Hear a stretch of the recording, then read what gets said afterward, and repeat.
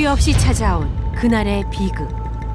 그 조짐을 가장 먼저 알아챈 사람은 아파트 경비원이었습니다.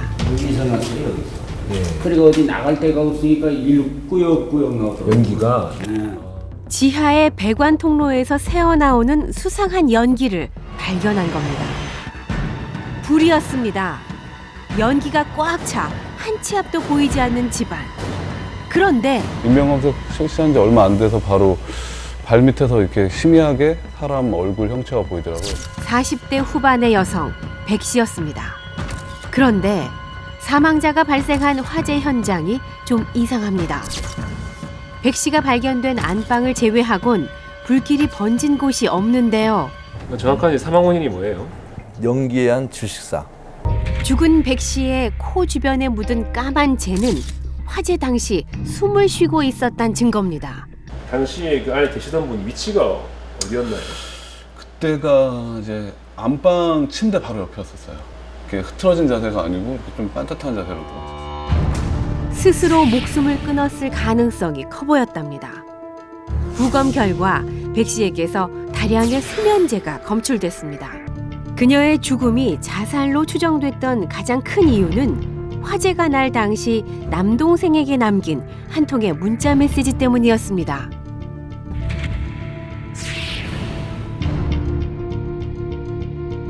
유복한 가정에서 태어나 명문대 미대를 졸업한 백 씨는 최근까지 미술 심리 치료 공부를 하고 있었다는데요.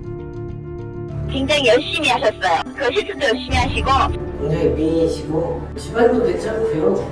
A급 여자예요. A급. 그녀는 남편과 2년 전 이혼한 뒤 딸과 함께 살고 있었습니다. 딸에 대해서 굉장히 관심이 많았어요. 아유, 살기고 싶어가지고 딸한테 엄청 잘하더라고요.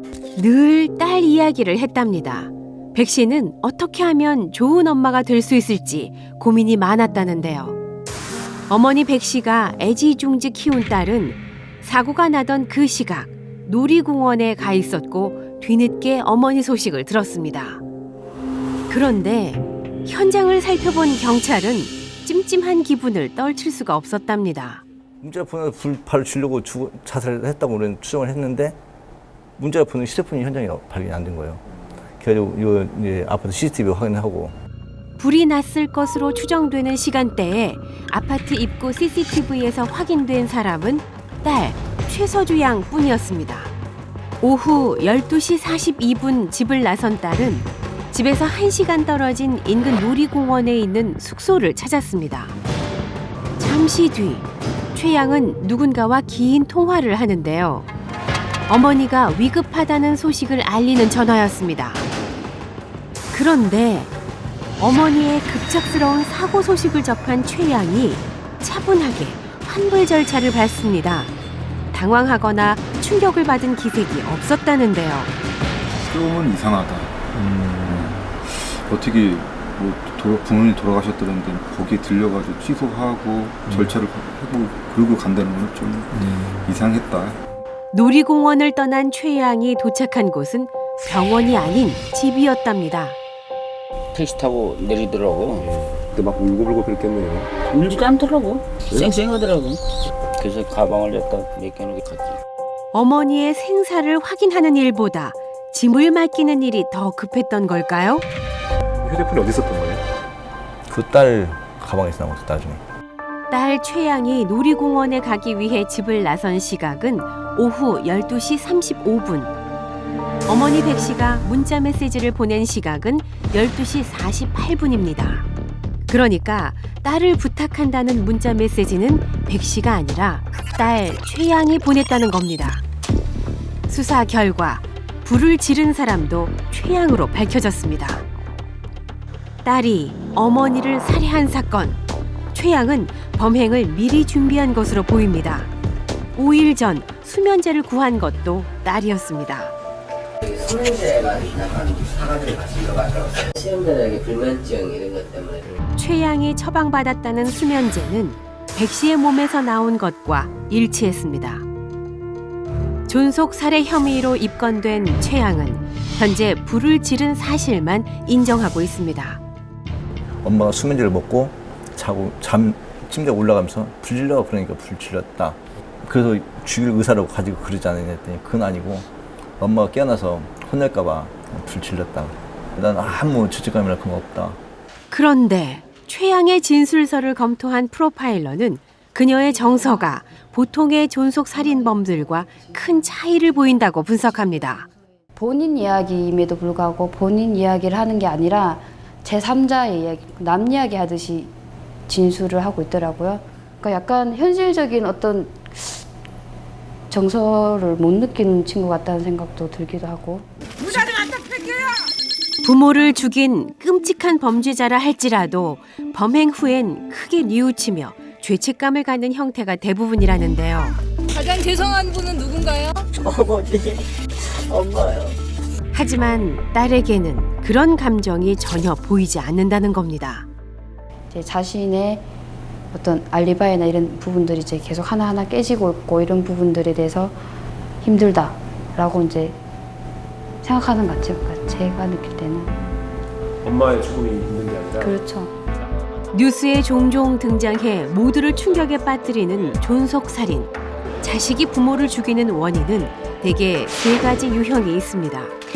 부모의 돈이 목적인 경우, 혹은 오랜 가정폭력에 노출된 경우, 그리고 홧김에 우발적으로 살해하는 경우입니다. 하지만 범죄심리 전문가는 이번 사건이 기존에 볼 수 없던 전혀 새로운 형태의 범행이라고 지적합니다. 모친을 살해함으로써 피해자가 얻는 이익이 없습니다. 유산을 물려받는 것도 아니고 거액의 보험을 든 것도 아니고요. 우발적으로 일어난 그런 충돌적인 살인도 아니죠. 그렇기 때문에 이 사건은 그동안 발생했던 존속살해 유형 어디에도 속하지 않는 경우라고 볼 수 있습니다. 특히 불을 지른 건 모든 걸 태워 없애버리겠다는 딸의 심리가 강하게 반영된 것 같답니다. 그렇다면 딸은 대체 왜 어머니를 살해한 걸까요? 경찰은 최양의 범행 동기를 연이은 입시 실패로 인한 스트레스로 추정하고 있습니다. 집안이 좀 좋은 편이에요. 근데 이제 학벌도 좋고 부모님들은 근데 얘는 이제 삼수까지 간 상황이고 그 와중에 약간 갈등이 좀 있었나 보더라고요. 최고의 엘리트 코스만을 밟아온 부모님들이었습니다. 하지만 최양이 대학 진학에 번번이 실패하자 갈등이 생겼답니다. 엄청 힘들었으니까 엄마랑 싸운 것도 많고 그래서 저한테 엄마 되게 죽이고 싶다는 얘기도 많이 했었어요. 저한테 정말 엄마한테 수면제도 먹인다고 커피에서 수면제 타고 그랬었어요. 친구는 최양이 평소 어머니의 지나친 간섭으로 스트레스를 받았다고 했는데요. 어머니가 통화 기록을 되게 자주 보시긴 해요. 왜 그러는지 몰라도. 그러니까 엄마가 되게 화실에다가 몰래카메라를 설치할 정도로. 그런데 정작 딸이 다녔다는 미술학원 측의 말은 전혀 다릅니다. 그거는 이제 그 어머니의 의도가 아니라 저희 내부적으로 한 거였어요. 딸의 입시에 관심이 많았던 건 사실이지만 극성스러운 학부형이 아니었답니다. 연이은 입시 실패에도 질책과 항의보다는 오히려 딸과 선생님을 믿고 기다렸다는데요. 강남에서 보기 드문 어머니였다는 겁니다. 내 아버지도 서울대 엄마도 서울대 출신이고 다 서울대 출신이고 얘가 그냥 정서적으로 조금 바르지 못하다는 그런 느낌 때문에 이 어머니 아예 자책하시고 약간 좀 수양하는 느낌으로 애를 갖다가 많이 케어했었어요. 오히려 문제가 있었던 건 딸이랍니다.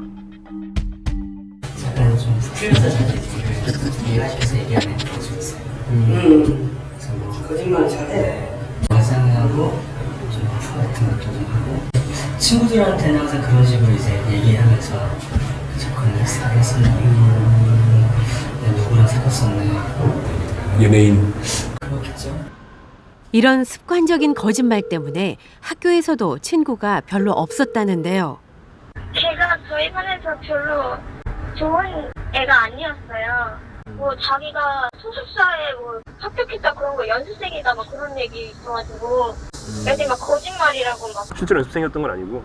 네, 아니에요. 최양은 오랫동안 또래들 사이에서 고립돼 있던 것으로 보입니다. 어머니도 분명 딸의 문제를 알고 있었을 텐데요.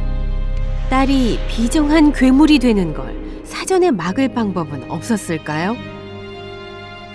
두 분 다 사회 엘리트로서의 어떤 자존감이 상당히 높은 분들이라는 거죠. 자녀에게 하고 싶었던 말은 넌 왜 이렇게 공부를 못하니? 넌 왜 이렇게 자꾸 대학에 떨어지니? 그런데 그러한 심경을 직접 토로하지 못한 거죠. 자식의 성적이나 입시 실패를 야단치는 게 좋은 엄마의 모습이 아니라고 생각한 겁니다. 어머니 백 씨가 미술 심리 치료를 공부한 이유도 딸 때문이었을 가능성이 큰데요. 딸이 가진 심리적 문제를 어머니 스스로 전문가가 돼 해결해 보려 했던 게 아닐까요?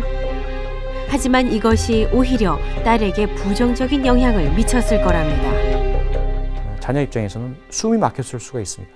그리고 늘 그런 완벽한 엄마의 요구에 부응하지 못하다 보니까 욕구의 불만과 좌절을 느꼈을 가능성이 있고요. 결국 모든 게 다 엄마 때문이야 라는, 그래서 엄마에 대한 어떤 복수나 응징의 욕구를 계속 가져왔을 가능성도 있죠. 솔직히 말해도 돼요? 엄마가 너무 미워지고 힘들어요. 경찰에게 최양이 마지막으로 남긴 말입니다. 딸은 자신이 벌인 끔찍한 범죄를 뉘우치기보다 여전히 어머니를 원망하고 있습니다. 딸은 그날 무엇을 태우고자 했던 걸까요? 무엇을 얻기 위해 어머니의 옆에 불씨를 놓았던 걸까요? 지금쯤은 깨달았길 바랍니다.